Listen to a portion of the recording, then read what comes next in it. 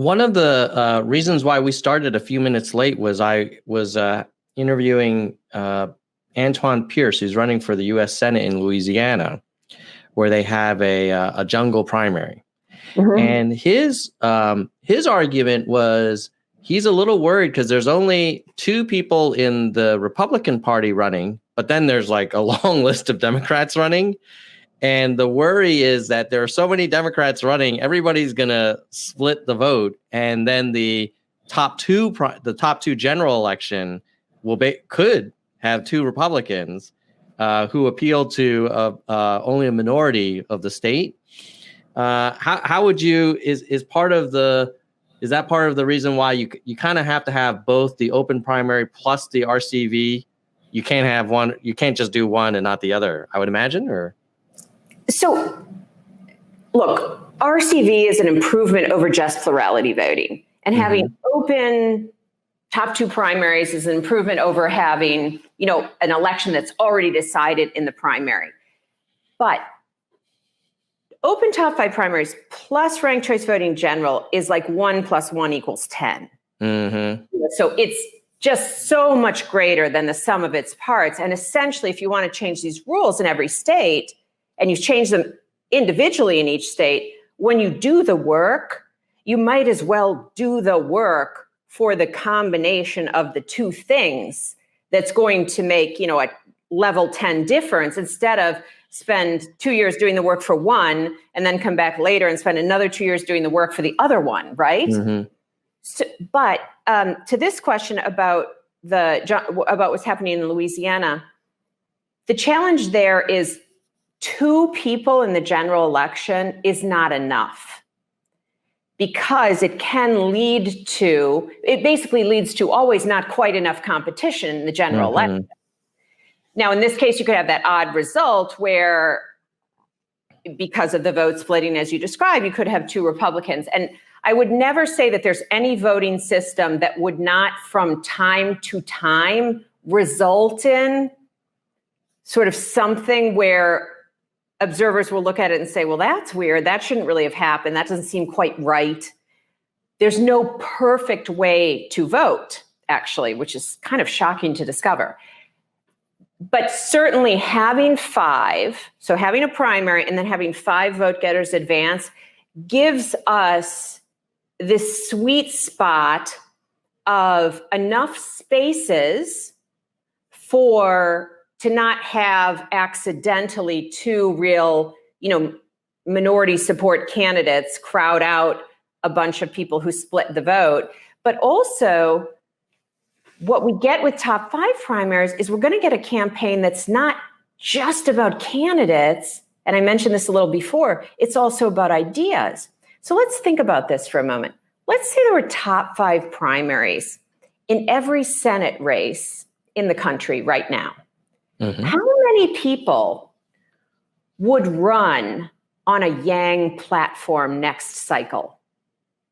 How many people would want to advance a guaranteed basic income and put it in front of the American people? Now, maybe all those candidates would be considered only as likely to win their Senate race as Andrew was considered likely to win the Democratic primary nomination. But they could, I say pretty easily, get into the top 5 in multiple Senate races, right, around the country. Sure. And then they would be advocating for that and explaining it to people and bringing it forth. And maybe some of them would end up winning, maybe they wouldn't. But what would have happened is we would have now had a lot of people exposed to an innovative new idea. You would also have some people running who said, my most important issue is climate change. You'd have the Tom Steyers running, let's say. Mm-hmm. And you'll also have people running on the classic, well-rounded platform where they're sort of prototypical Democrats, Republicans, et cetera. But they will be affected by this dialogue, by the debate, by being held accountable, because someone who in some ways knows they're not going to win almost has the ability to hold the others accountable. Like, what have you done on this issue? Mm-hmm. And I'll give you an example of how real competition works. Healthy competition. I don't know if you know the answer to this question, but do you know when the last time was in this country, Tom, that we had a balanced budget? I think Bill Clinton, maybe. Yeah, it was under Bill Clinton. And do you think of that as being sort of a Bill Clinton accomplishment? No, I think the Congress and him worked out a deal, and they kind of both participated in that. So yes, I agree with you on that, meaning it was actually an accomplishment of Republicans and Democrats. But why did they do that? Why? Well, here's the truth. The only reason they did that is because in 1992, Ross Perot ran. He ran, most of your viewers are probably too young to remember this. Okay, but Ross Perot ran on these charts that he would hold up about I loved him. Debt and deficit. And in November, and he was an independent, he ran as an independent. So he was a spoiler or a wasted vote, but he had enough money to run. So that's the only way he could sort of get past the spoiler problem, wasted vote, and still run because he could fund his own campaign. And in November, he got 19% of the vote, even though those people who voted for him probably mostly knew they were wasting or spoiling, you know? By the way, he didn't spoil. Nate Silver of 538 has done an analysis and said he drew, from both sides. But nonetheless, he didn't win. But what did we win? The American people from healthy competition. We won because this competitive pressure forced both the Democrats and the Republicans to care about and be accountable for the national debt, because neither side wanted to lose. Neither side wanted Perot's party to get bigger, right? They didn't want a third party, the nascent Reform Party. And they also didn't want to let the other side grab all those 19% of voters from Perot to become theirs. So they were both motivated to solve it. And that's what competition does. It improves performance in an industry, even when the innovator isn't necessarily later the winner in the marketplace. And we see this, for example, in technology all the time, right? So there's some innovative new technology, and maybe either some of the bigger companies adopt that technology with their own twist, or they buy that technology. And sometimes the innovator does come up and become the major company themselves. But it's this process of innovation, and you just don't get that without competition. That's why I call this free market politics. It sort of delivers the best of what the free markets deliver: innovation, results, accountability. And we need that. Totally. I mean, as a red-blooded American who loves the free markets, I would like nothing more than to feel like my vote is really being competed for, and to keep people on their toes, and not to take any vote for granted. And I agree with you. It's kind of like those American cars in the 80s became a lot more reliable in the 90s, partly because they knew they didn't want Lexus and Toyota, eating their lunch. It's so rational. And we're the land of the free, and we're the land of the free markets, and we have the most unfree markets in our political system, which is, perhaps, I would argue, our most important industry. And what's interesting is, guess who else isn't free in the marketplace of politics? Our actual senators and representatives. They don't even have the freedom to work across the aisle to find the best way forward. They're actually not free to do that. Their only option is lockstep allegiance to their party leadership. They can only take that vote that way and support that leader exactly. And that's how it works. On both sides, it does. That's crazy, right? Oh, yeah. Yeah. So we're not free in that sense. And we need that freedom both as voters, and we need that freedom for our representatives on behalf of the voters. And we can get it. That's what's really amazing. So when I started doing this work, one of the things that you would find is in the reform community, which I don't so much consider myself a part of. I really am very specific. I say I work in political innovation. I don't work in political reform. I don't want to tinker around the edges or make things more fair or more representative, all of which is good. I want to transform the likelihood that Congress delivers results, like be truly innovative, okay? So I work in political innovation, and what I'm saying is in reform, a lot of times people think, oh, what we really need is this constitutional amendment for X or Y, right? Mm-hmm. But if you're a business person like I am, even though we might love the idea, I'm not criticizing the idea of these things and the intention, behind some of these efforts, et cetera. But I'm saying it's not going to happen.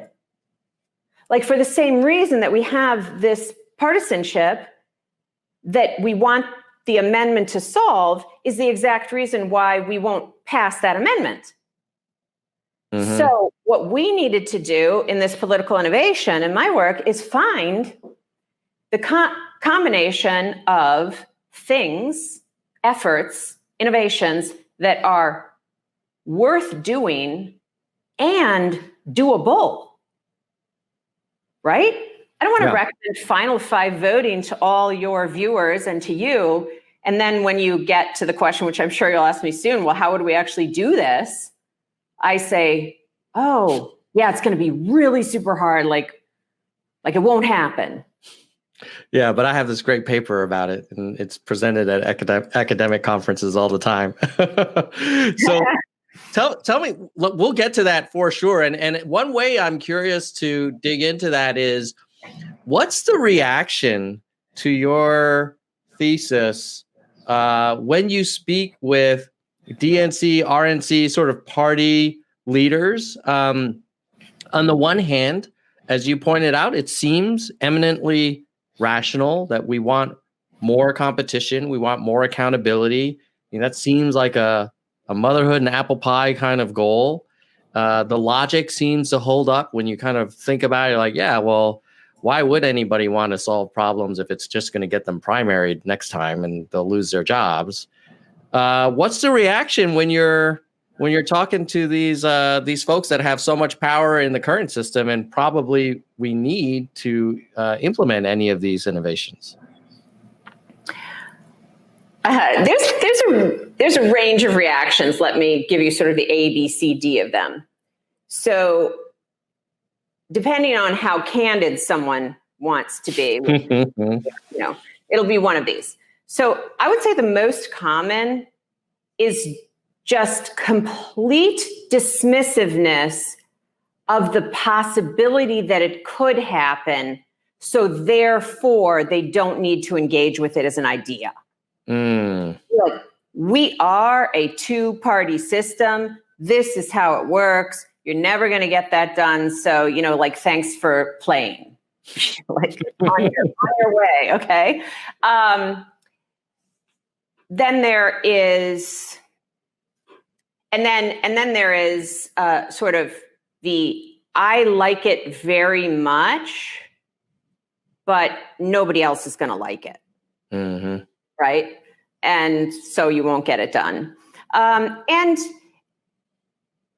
then, there certainly are people who say that it will be, destabilizing. I mean, if they get into it, they'll have some legitimate concerns and questions. And, but I would say that's not the greatest number of them. I think, and this is not actually a criticism of our senators and representatives as different from the rest of us. So few of us actually think we could change the system. We're just super resigned to it. So we think the best we can do is get a better lesser of 2 evils or something.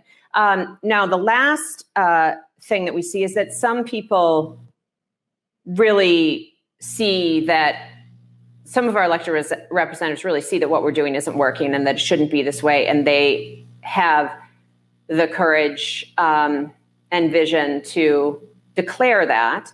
Gang, gang, 2020. Gang, gang, 2020.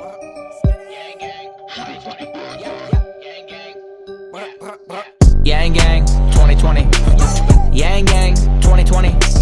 Yang gang 2020. Yang gang. Yeah, yeah. Yang gang 2020. Yang gang 2020. Yang gang, 2020. Yang gang, yeah. I want 1,000 a month, 1,000 a month. I want 1,000 a month, 1,000 a month. Let's get this bread, freedom dividend. Are all y'all paying attention? Automation gonna sweep the nation unless we get him in. Andrew Yang, 2020 freedom dividend. Yang gang, 2020. Yang gang, 2020. Yang gang, 2020. Yang gang, yeah, yeah. First we get this money, then on 420, he gonna give some high fives to some high guys. Decriminalize marijuana so we can smoke if we wanna. Down with the opioid trend, up with the mental health thing, yeah. Math, yo, it's just math. Yo, it's simple math.